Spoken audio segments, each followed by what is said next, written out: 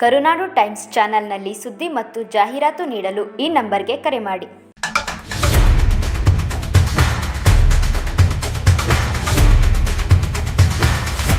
ಹೆಣ್ಣು ಮಕ್ಕಳಿಗೆ ಇವತ್ತು ಮಹಿಳೆಯರಿಗೆ ತುಂಬಾ ಅಸಮಾನತೆ ಶೋಷಣೆಗೊಳಗಾಗಿದ್ದಾರೆ.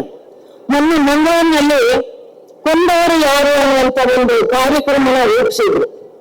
ಧರ್ಮಸ್ಥಳದಲ್ಲಿ ಹೆಣ್ಣು ಮಕ್ಕಳು ಅಪಹರಣ ಆಗ್ತಾ ಇರೋದು, ಅವರ ಮೇಲೆ ಅತ್ಯಾಚಾರ ಆಗ್ತಾ ಇರುವಂತದ್ದು, ಮತ್ತೆ ಯಾವುದನ್ನು ಯಾರು ಮಾಡ್ತಾ ಇದ್ದಾರೆ, ಅಪರಾಧಿಗಳು ಯಾರು, ಅವರಿಗೆ ಶಿಕ್ಷೆ ಆಗಿದೆಯಾ ಅನ್ನುವಂಥದ್ದು ಈ ದೇಶದಲ್ಲಿ ಎಲ್ಲರೂ ಹೆಣ್ಣು ಮಕ್ಕಳ ಮೇಲೆ ನಡೆಯುವಂತ ಇರುತ್ತೆ. ದೌರ್ಜನ್ಯಗಳನ್ನ, ದಬ್ಬಾಳಿಕೆಗಳನ್ನ, ಅತ್ಯಾಚಾರಗಳನ್ನ, ಅಸಮಾನತೆಗಳನ್ನ ಯಾರು ಬಹಿರಂಗಪಡಿಸ್ತಾ ಇಲ್ಲ, ಮತ್ತೆ ಅದಕ್ಕೆ ಹೆಚ್ಚಿನ ರೀತಿಯಲ್ಲಿ ಗಮನ ಕೊಡ್ತಾ ಇಲ್ಲ.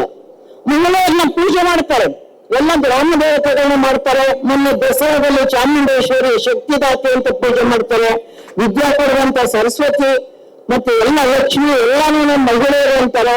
ಆದ್ರೆ ಈಗ ಬೆಳೀತಿರುವಂತ ಪೀಳಿಗೆಗಳನ್ನ ಮಹಿಳೆಯರ ಬಗ್ಗೆ ಅವ್ರಿಗೆ ನಿಜವಾಗ್ಲೂ ಜವಾಬ್ದಾರಿ ಇಲ್ಲ.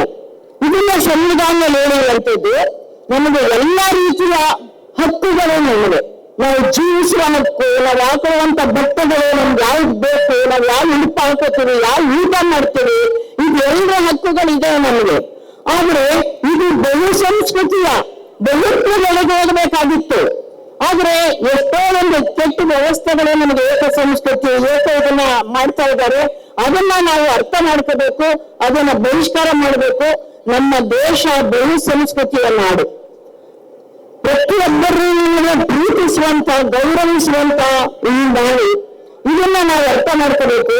ಯಾಕಂದ್ರೆ ಇವಾಗ ಎಲ್ಲಾ ನಮಗೆ ಸ್ವಾತಂತ್ರ್ಯಗಳಿದ್ರೂ ಒಂದು ಅಂತರ್ಜಾತಿ ಮದುವೆಗಳು, ಅಂತರ್ಧರ್ಮೀಯ ಮದುವೆಗಳು ಆಗ್ಬೇಕಾದ್ರೆ ಅವರನ್ನ ಕೊಲೆ ಮಾಡ್ತಾರೆ, ಕಗ್ಗೊಲೆ ಮಾಡ್ತಾರೆ ಅಮಾಯಕರನ್ನ.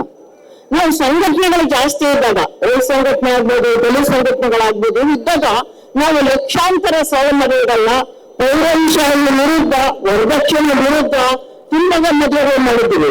ಆವಾಗ ಕೊಲೆ ಆಗ್ತಾ ಇರ್ಲಿಲ್ಲ, ಆವಾಗ ಅದನ್ನ ಮರ್ಯಾದೆ ಹತ್ಯೆ ಆಗ್ತಾ ಇರ್ಲಿಲ್ಲ. ಇದನ್ನು ಮರ್ಯಾದೆ ಹತ್ಯೆ ಅಂತಾರೆ. ಅನಿಷ್ಟವಾದ ಪದ್ಧತಿ ಇದು. ಪ್ರತಿಯೊಬ್ಬರಿಗೂ ಅವರವರ ಮುಕ್ಕುತಾನ ಬಂದಿರೋದು, ನಾವು ಯಾವ ಸಂಗಾತಿನ ಪಡ್ಕೋಬೇಕು, ಯಾವ ಊಟ ಮಾಡಬೇಕು, ಯಾವ ಉಡುಪು ಹಾಕಬೇಕು, ಎಲ್ಲಿ ವಾಸ ಮಾಡಬೇಕು, ಏನ್ ಬದುಕಬೇಕು ಅಂತ. ಆದ್ರೆ ಬದುಕಕ್ ಮಧ್ಯಾಹ್ನನೇ ಇವತ್ತು ಭ್ರೂಣ ಹತ್ಯೆಗಳು ಮಾಡ್ತಾ ಇರೋದು ಈ ದೇಶದಲ್ಲಿ. ಅದನ್ನು ಮಹಿಳಾ ಬಿಲ್ ಮಾಡಿದ್ರು ಅಂಬೇಡ್ಕರ್ ಅವರು. ಮಹಿಳಾ ಬಿಲ್ ಪಾಸ್ ಆಗಿ ಅನುಮೋದನೆ ಮಾಡಲಿಲ್ಲ ಅಂದಾಗ ರಾಜೀನಾಮೆ ಕೊಟ್ರು. ಇದನ್ನ ನಾವು ಅರ್ಥ ಮಾಡ್ಕೋಬೇಕು, ಮಹಿಳೆಯರ ಬಗ್ಗೆ ಅವ್ರಿಗೆ ಎಷ್ಟು ಕಾಳಜಿ ಇತ್ತು ಅಂತ. ಸಂವಿಧಾನದಲ್ಲಿ ಎಲ್ಲೂ ಅನ್ನುವಂಥದ್ದು ಏನೂ ಇಲ್ಲ. ಆದ್ರೆ ನಾವು ಯಾಕೆ ಸಂವಿಧಾನ ಅರ್ಥ ಮಾಡ್ಕೋತಾ ಇಲ್ಲ, ಸಂವಿಧಾನನ ಸಮಾಜೀಕರಣಗೊಳಿಸ್ತಾ ಇಲ್ಲ.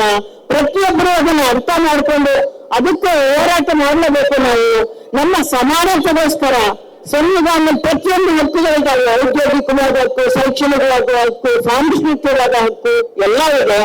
ಅದನ್ನ ಒಂದು ಒಕ್ಕೂಟ ಅಂತ ಮಾಡ್ಕೊಂಡಿದ್ದೆ ನಾವು. ಆ ಒಕ್ಕೂಟದ ವ್ಯವಸ್ಥೆಗಳನ್ನ ಇವತ್ತು ಅರ್ಥ ಕಳ್ಕೋತಾ ಇದ್ದಾವೆ. ಹಾಗಾಗಿ ಈ ಒಂದು ಕೆಟ್ಟ ವ್ಯವಸ್ಥೆನ ವಿರುದ್ಧವಾಗಿ ನಾವು ಹೋರಾಟ ಮಾಡಿ ಸಂವಿಧಾನದ ಆಶಯಗಳು, ಅಂಬೇಡ್ಕರ್ ಆಶಯಗಳನ್ನ ನಾವು ಅನುಸರಿಸಬೇಕು. ಇವತ್ತೇನು ಸಂವಿಧಾನ ದಿನಾಚರಣೆ ಇದೆಯೋ ಅದು ಎಲ್ಲ ಕಡೆ, ಎಲ್ಲ ಹಳ್ಳಿಗಳಲ್ಲಿ ಆಗಬೇಕು. ಸಂವಿಧಾನದ ಅರ್ಥನ ಇಂಚು ಅರ್ಥ ಮಾಡಿಕೊಂಡು ಅದನ್ನು ಅನುಸರಿಸುವಂಥದ್ದು. ಅದಕ್ಕೇನಾದ್ರು ಅಪಚಾರ ಆದಾಗ ಅದಕ್ಕೆ ಹೋರಾಟ ಮಾಡಬೇಕು. ಸಂವಿಧಾನ ಉಳಿಯುವ ಮಾತ್ರ ನಾವೆಲ್ಲರೂ ಉಳಿತೀವಿ.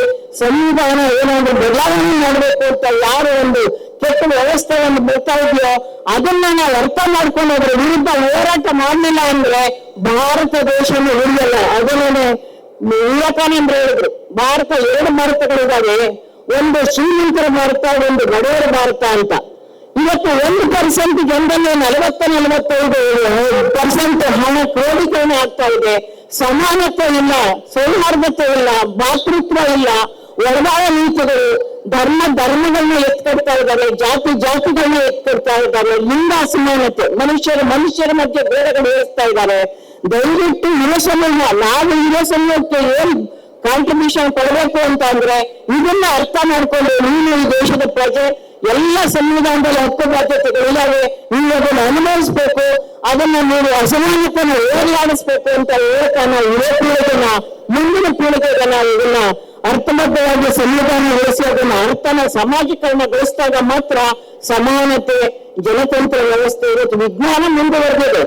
ಆದ್ರೆ ಸಮಾಜದಲ್ಲಿ ಸಮಾನತೆಗಳು ಇಲ್ಲಂಗೆ ಆಗ್ತಾ ಇದೆ, ಅಸಮಾನತೆ ಜಾಸ್ತಿ ಆಗ್ತಾ ಇದೆ, ಜಾತಿ ಧರ್ಮಗಳು ಅದು ಅರ್ಥವಾಗಿ ಕಳ್ಕೊತಾ ಇದ್ದಾವೆ, ಅರ್ಥಬದ್ಧವಾಗ್ತಾ ಇದ್ದಾವೆ. ಅದರಿಂದ ದಯವಿಟ್ಟು ಇದನ್ನು ಅರ್ಥ ಮಾಡ್ಕೋಬೇಕು.